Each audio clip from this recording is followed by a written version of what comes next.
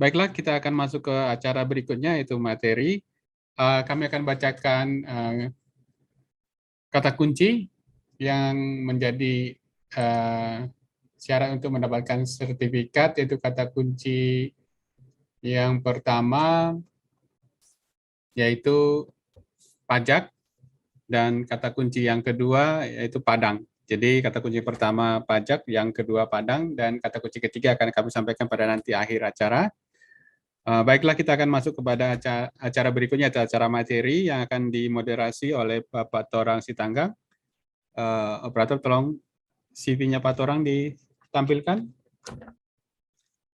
Baiklah, moderator kita akan saat ini adalah Pak Torang Sitanggang, AKMSI. Pendidikan beliau D3 Sekolah Tinggi Akuntansi Negara Jakarta, dan S2 Administrasi Pajak Universitas Indonesia, sedangkan pengalaman beliau berkarir di DJP selama 20 tahun sebelum menjadi partner di PT Principia Global Consulting dan Komisaris Halo Pajak. Kepada Pak Torang Sitanggang, waktu dan layar kami serahkan. Selamat pagi menjelang siang kepada kita semua. Pada bagian kedua webinar ini, kita akan memasuki topik yang menjadi inti masalah daripada webinar kita pada pagi sampai dengan siang hari ini. Ibu dan Bapak peserta webinar, bagian kedua ini akan kita bagi menjadi dua bagian. Yang pertama nanti para pembicara akan menyampaikan materi-materi yang akan disampaikan. Pada bagian kedua, kita akan mencoba mendiskusikan hal-hal yang sudah akan disampaikan oleh para pembicara. Topik pada siang hari ini akan kita bagi menjadi 3 bagian secara berturut-turut. Yang pertama nanti kita akan mendengar pemaparan mengenai standar akuntansi untuk entitas mikro, kecil, dan menengah. Pada bagian kedua, kita akan mendengar aspek perpajakan untuk usaha kecil, mikro, dan menengah. Dan pada bagian ketiga, ini bagian yang lebih makro nanti, untuk melihat permasalahan UMKM secara makro kali. Kita akan berbicara mengenai strategi pengembangan usaha menengah kecil dan usaha mikro, kecil, dan menengah. Baiklah Ibu dan Bapak peserta webinar, perlu kita sampaikan tata cara kita mengikuti webinar pada bagian kedua ini. Masing-masing pembicara akan kita berikan waktu 20 menit untuk memaparkan bahan presentasinya. Mohon nanti bapak-bapak yang menjadi narasumber kita tepat waktu, karena waktu kita agak sempit ya untuk membahas 3 topik ini. Jadi masing-masing kita berikan waktu 20 menit. Apabila Ibu dan Bapak peserta webinar mempunyai pertanyaan, pernyataan, atau komentar atas apa yang sudah disampaikan oleh pembicara, mohon Ibu dan Bapak peserta webinar ketik di kolom chat yang sudah tersedia di layar. Nanti kita akan diskusikan pernyataan, pertanyaan, atau komen dari Ibu dan Bapak peserta webinar pada bagian khusus di bagian diskusi. Itu yang akan kita lakukan pada bagian kedua ini.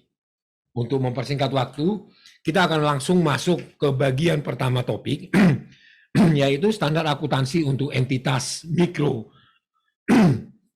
kecil, dan menengah, yang akan dibawakan oleh Pak Afridian Wirahadi Ahmad, SE, MSc, AK.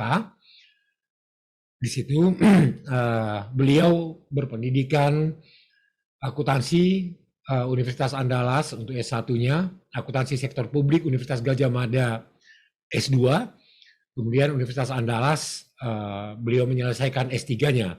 Sekarang beliau adalah Rektor Universitas Muhammad Natsir Yarsi Bukit Tinggi. Ada seabrek kita lihat pengalaman kerja beliau. Saya kira kita akan mendengarkan topik yang menarik sekali pada siang hari ini. Kepada Bapak Afridian Wirahadi Ahmad, waktu dan layar kami persilakan Pak. Mohon waktunya 20 menit ya Pak Afridian ya. Terima kasih. Ya. Baik, terima kasih Pak Terang. Bismillahirrahmanirrahim. Assalamualaikum warahmatullahi wabarakatuh. Salam penghormatan tertumpang kepada host dan moderator. Bapak Ibu yang kami hormati, alhamdulillah ya. Pada kesempatan ini kita dari Ikatan Akuntan Indonesia Wilayah Sumatera Barat, ya, saya mewakili Ikatan Akuntan Wilayah Sumatera Barat ingin berbagi khususnya kepada pelaku UMKM terkait dengan salah satu persoalan atau permasalahan ataupun kendala di UMKM itulah terkait dengan pembukuan. Jadi kita memang menyadari bahwa masih sangat banyak UMKM, ya, khususnya usaha mikro yang belum melaksanakan pembukuan dengan baik, ya. Dan juga masih banyak juga yang mencampurkan uang pribadi, uang keluarga dengan unit bisnisnya, sehingga akhirnya ini menjadi salah satu permasalahan. Namun secara umum kita katakan bahwa pada prinsipnya akuntansi itu memberikan banyak manfaat sebenarnya bagi khususnya UMKM itu sendiri.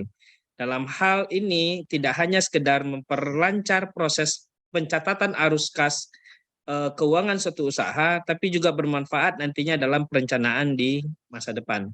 Sehingga nantinya dengan setelah ini kita mendiskusikan tentang standar akuntansi, kita berharap nantinya pelaku UMKM menyadari dan memahami bahwa ternyata akuntansi memberi banyak manfaat sebenarnya bagi pelaku UMKM.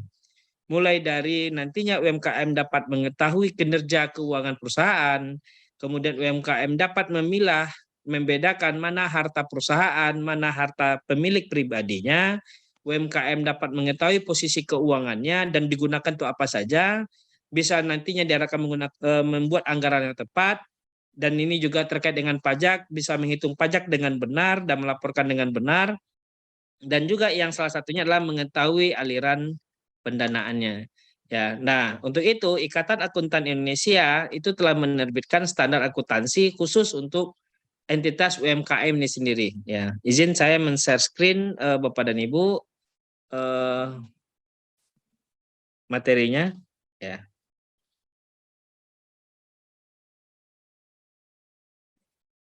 Baik, Bapak dan Ibu kami hormati, ya. Ikatan Akuntan itu dia sebagai organisasi, ya, yang diatur oleh undang-undang, ya. Jadi ini salah satu keunikannya akuntan itu dia dibentuk oleh undang-undang tersendiri, ya. Dan salah satu fungsinya itu adalah menerbitkan standar akuntansi. Baik itu standar akuntansi pemerintahan ataupun standar akuntansi untuk bisnis.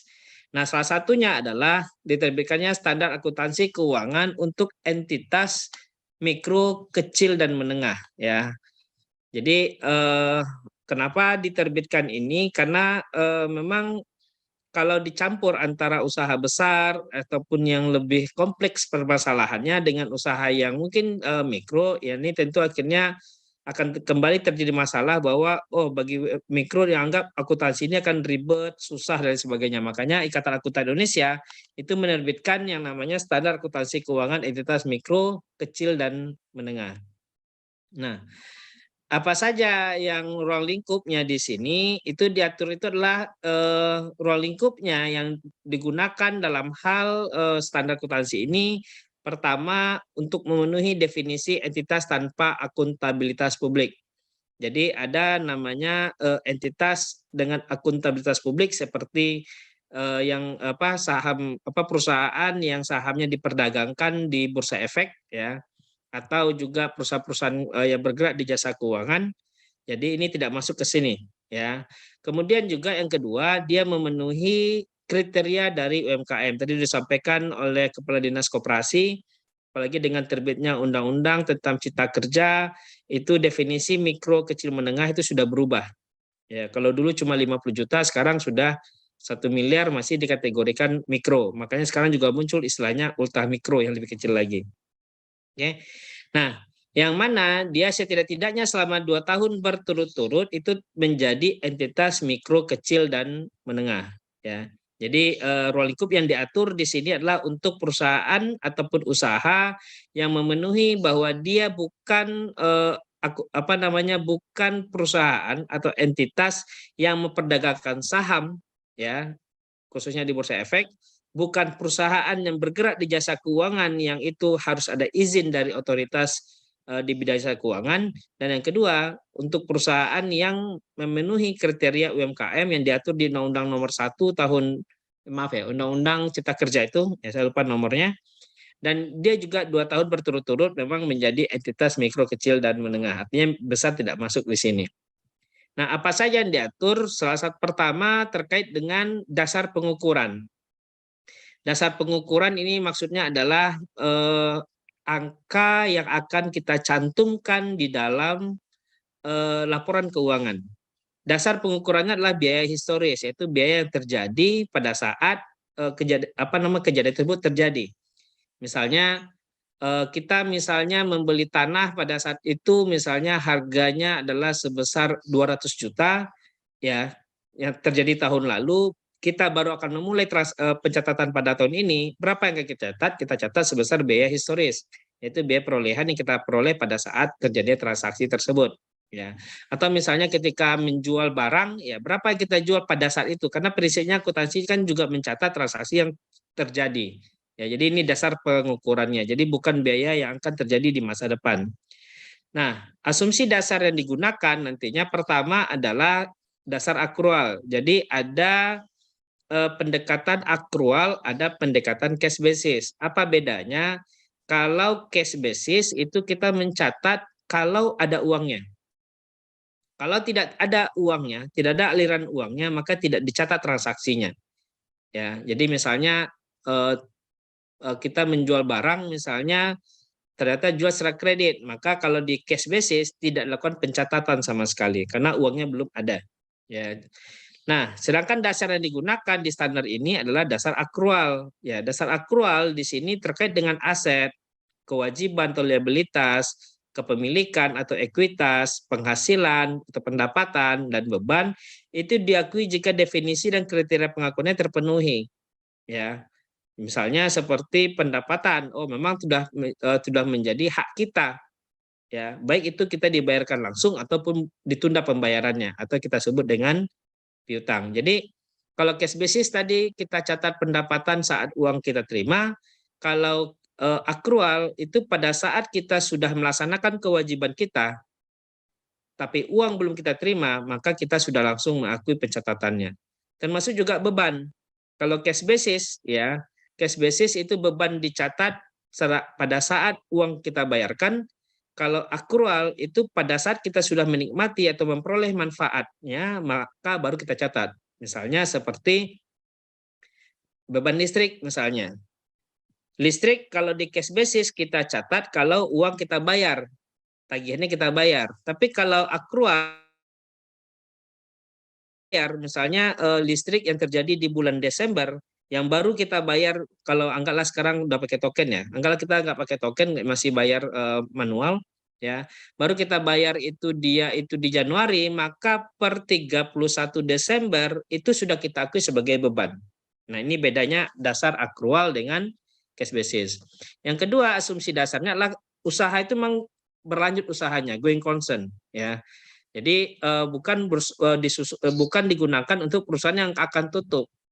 Ya, jadi prinsip utamanya kan perusahaan itu kan didirikan untuk berkelanjutan. Ya, usahanya berkelangsungan terus ya. Jadi ini asumsi dasar. Tapi kalau memang perusahaan ini dibentuk untuk kita ketahui bahwa oh ini akan dibubarkan tahun ini, akan dilikuidasi, maka dia tidak terpenuhi syarat untuk menggunakan standar ini. Kemudian yang ketiga, konsepnya adalah memang ini adalah entitas bisnis. Nah, ini salah satu yang menjadi persoalan di UMKM adalah tidak membedakan mana yang harta pribadi, harta pemilik, harta pengelola dengan bisnisnya. Ya, ibaratnya kalau dia jualan, ada uang diterima dari masyarakat, dari pelanggannya, dari konsumennya, masuk ke kotaknya. Pada saat anaknya mau ke sekolah butuh uang jajan, uang kotak tadi diambil. Nah, ini melanggar dari konsep entitas bisnis. Ya, artinya apa? Harus ada pemisahan antara entitas bisnis dengan harta si pemilik, sehingga jelas berapa uang dari yang diperoleh dari penjualan, ya, mana uang yang memang itu punya si pemilik. Kalaupun digunakan oleh si pemilik itu dicatat prinsip utamanya menjadi privé nantinya. Ya, tapi intinya adalah harus dipisahkan mana harta si pemilik, mana harta dari entitas bisnis. Tujuannya apa? Agar kita bisa mengukur, ya, kita bisa mengukur perusahaan kita. Apakah memang usaha kita itu menghasilkan laba atau tidak, dan apa hal-hal yang menjadi perhatian oleh si pengelola. Oke, nah apa saja nanti laporan keuangan dihasilkan? Nah ini sederhana sekali laporan yang akan dihasilkan nantinya. Kalau kita bicara laporan keuangan perusahaan yang umum atau misalnya perusahaan-perusahaan private ya PT dan lain sebagainya, itu mungkin sangat banyak sekali laporan keuangan yang dihasilkan, ya macam-macam. Tapi untuk entitas mikro, kecil dan menengah ini yang kita atur di sini, itu laporan keuangannya cuma 3 saja perlu dihasilkan. Ya, pertama adalah laporan posisi keuangan atau mungkin masyarakat banyak mengenal dengan nama neraca. Ya, laporan posisi keuangan atau neraca ya ini mencakup akun-akun melaporkan tentang aset-aset yang dimiliki oleh bisnis kita, kewajiban atau liabilitas, dan berapa modal kita. Ya, karena prinsip persamaan dasar akuntansi itulah aset sama dengan liabilitas tambah ekuitas. Ketika kita punya aset itu misalnya senilai 600 juta, nah ini berasal dari mana saja? Oh ternyata 200 juta dari liabilitas atau hutang, 400 juta dari modal sendiri atau ekuitas. Nah ini yang menjadi perhatian nantinya, ya. Kemudian terkait dengan ini formatnya, ya, format penyajiannya, tidak ada urutan secara khusus, ya, tidak ada ketentuan khusus tentang format penyajian akunnya, ya. Jadi ini artinya banyak yang terjadi sama kita itu adalah bingung UMKM itu nyusun apa yang paling atas, walaupun secara umum yang paling atas itulah yang paling liquid, ya. Jadi ini nggak terlalu signifikan ketika oh ternyata posnya bolak-balik, ya. Kalau kita mungkin banyak baca neraca aset lancar, kemudian makin ke bawah makin tidak lancar, ya. Nah, tapi kalau di sini standarnya tidak ada ketentuan tentang format ataupun urutan penyajian akun. Oke.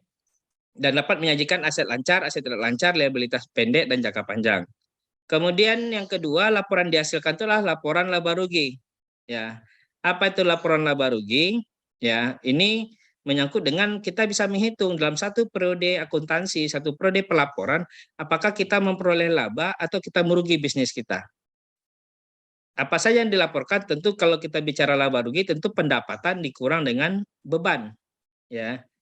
Termasuk juga nanti kita akan memperhitungkan beban pajak, sehingga perusahaan bisa mengetahui berapa laba bersih yang mereka peroleh dari bisnis mereka, atau sebaliknya, berapa rugi yang mereka peroleh di periode tersebut, sehingga di periode mendatang mereka bisa melakukan perbaikan terhadap ini manajemen keuangannya agar bisa menghasilkan laba.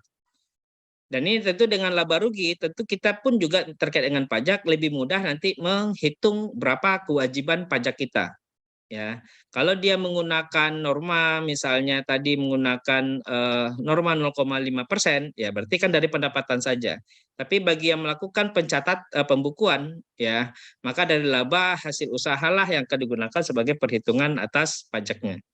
Kemudian yang ketiga adalah catatan atas laporan keuangan, ya. Jadi dia akan memuat pernyataan bahwa laporan keuangan telah disusun sesuai dengan standar akuntansi, ya, entitas mikro kecil dan menengah. Kemudian memuat ikhtisar kebijakan akuntansi yang dipilih, ya, apa saja kebijakan akuntansi, misalnya aset tetap, misalnya dia menggunakan metode garis lurus, misalnya, atau metode lain. Untuk yang lain-lain juga demikian, karena di akuntansi nanti akan ada kebijakan akuntansi yang bisa dipilih oleh perusahaan. Dan informasi-informasi lainnya yang penting dan material, sehingga nanti orang yang membaca laporan keuangan tidak terdapat kesalahan. Nah, ini tadi saya katakan, ya, pada prinsipnya ada kelonggaran bahwa jika di SAK EMKM ini tidak secara spesifik mengatur perlakuan akuntansi atas satu peristiwa terjadi dan sebagainya, dia cuma mengacu kepada kriteria definisi, ya, definisi itu berarti pengertian dari sebuah akun, kriteria pengakuannya, kapan diakui, dan bagaimana mengukurnya, ya. Nah, jadi ini memang dibuat standar akuntansi yang sederhana sekali untuk UMKM agar masyarakat khususnya pelaku UMKM tidak merasa bahwa akuntansi itu pembuka itu sulit ya. Makanya dia dibuat sesederhana mungkin ya. Ini terkait dengan aset dan liabilitas ya. Nanti ada definisi aset ya. Apa yang dikatakan aset pada prinsipnya yang kita kuasai ya. Liabilitas berarti berhubungan dengan kewajiban kita kepada pihak lain.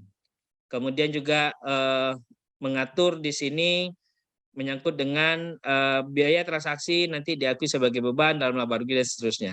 Ya. Oke, mungkin beberapa saya skip saja. Nah, kemudian juga di standar akuntansi ini diatur mengenai bagaimana mengakui persediaan. Ya, kapan diakui persediaan? Pada saat persediaan itu memang kita sudah peroleh. Ya, pada saat kita sudah memperoleh, berarti sudah berada di tempat kita, maka baru kita akui persediaan tersebut. Nah, berapa rupiah yang mau kita catat? Nah, teknik pengukurannya nanti bisa dengan metode biaya standar atau metode eceran, dan biaya perolehannya itu bisa dengan menggunakan metode FIFO atau metode rata-rata tertimbang. Nah, ini tadi saya katakan di catatan atas laporan keuangan kita memuat kebijakan akuntansi.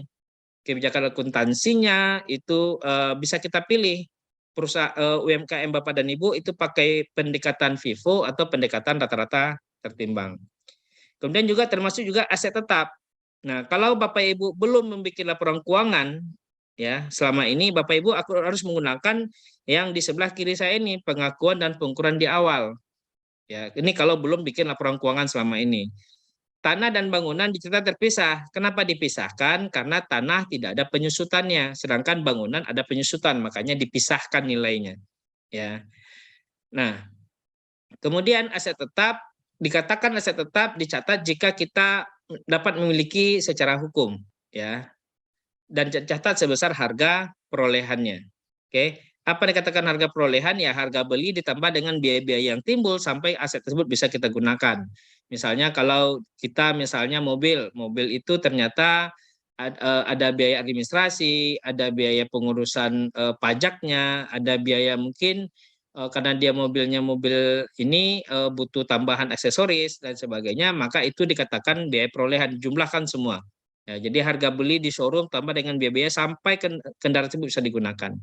Nah, kalau Bapak Ibu sudah punya laporan keuangan atau sudah bikin pengakuan awal, maka nantinya Bapak Ibu cukup menghitung penyusutan saja nantinya. Penyusutannya nanti bisa menggunakan metode garis lurus atau bisa menggunakan saldo menurun nantinya. Ya, nilai sisanya gimana? Nilai sisanya 0 saja. Ya, 0 saja. Oke. Nah, kemudian untuk aset tidak berwujud, ya. Untuk aset tidak berwujud nantinya ini seperti misalnya mana tahu Bapak Ibu punya hak paten atau beli franchise dan sebagainya. Nanti ini diakui jika dapat dipastikan manfaat ekonomisnya dan kita bisa ukur nantinya. Oke. Mungkin beberapa tidak saya jelaskan detail ya. Karena ini lebih kepada memperkenalkan bahwa ada standar akuntansi khusus yang tentang UMKM ini. Kemudian untuk pendapatan Bapak dan Ibu, prinsipnya pendapatan kita akui setelah kita menyatakan bahwa kita sudah memiliki hak atas pembayaran. Ya, baik itu kita terima saat ini atau diterima di masa depan. Dan kita catat sebesar nilai bruto. Apa itu nilai bruto? Berapa yang kita terima ya dari pihak lain sebelum kita keluarkan dengan biaya-biaya atas operasional kegiatan kita. Oke. Kemudian beban. Ya, beban atau biaya. Jadi beban dan biaya ini nanti prinsipnya semua biaya-biaya yang timbul oleh perusahaan kita catat semua, tapi ada juga namanya nanti beban imbalan kerja, ya. Jadi beban kerja ini seperti gaji dan lain sebagainya, nanti ada yang jangka pendek, ada yang pesangon dan lain sebagainya. Kemudian juga sewa, ya kadang-kadang sewa kita sewa biasanya kan UMKM itu menyewa toko misalnya itu 10 tahun. Nah, nanti sewa diakui sebagai beban sewa berdasarkan metode garis lurus selama masa sewa. Jadi langsung dibagi berapa biaya sewa per tahunnya. Jadi kalau kita bayar 100 juta untuk 10 tahun, maka 10 juta per tahunnya. Oke. Kemudian, nah untuk pajak tentu ini mengikut kepada ketentuan berlaku. Ada yang pakai tarif 0,5% atau ada yang memakai tarif pasal 17 nantinya yang sebesar 22% nantinya. Oke. Nah ini standar Nah, Bapak dan Ibu, ya, jadi prinsipnya akuntansi, Ikatan Akuntan Indonesia itu sudah menyediakan yang namanya standar akuntansi khusus bagi UMKM ini, sehingga tidak serumit perusahaan-perusahaan yang seperti PT dan lain sebagainya yang besar-besar itu. Jadi intinya adalah bagaimana memang akuntansi yang ada yang digunakan oleh UMKM itu nantinya bagi pelaku UMKM dia dapat mengetahui kinerja dia bisa memilah mana harta dia, mana harta perusahaan, dia bisa mengetahui posisi keuangan dia bisa menghitung pajak dengan benar, dan dia pada prinsipnya adalah nantinya dia itu dapat mengambil keputusan atas laporan keuangan yang dihasilkan. Dan ini alhamdulillah dari Bank Indonesia juga telah mengeluarkan aplikasi untuk memudahkan nanti dalam menggunakan dan mencatat transaksi. Mungkin demikian Pak Torang, terima kasih. Assalamualaikum warahmatullahi wabarakatuh.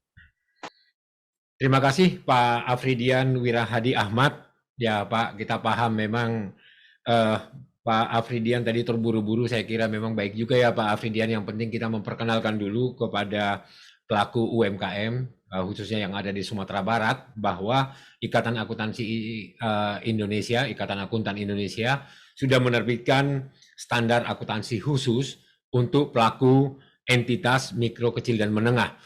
Mungkin nanti Pak ada beberapa hal yang bisa kita diskusikan, tapi kita tunggu dulu ya Pak ya, pembicara yang lain untuk menyampaikan poin-poin, nanti secara bersamaan kita akan diskusikan, karena keseluruhan topik ini saya kira terkait satu sama lain.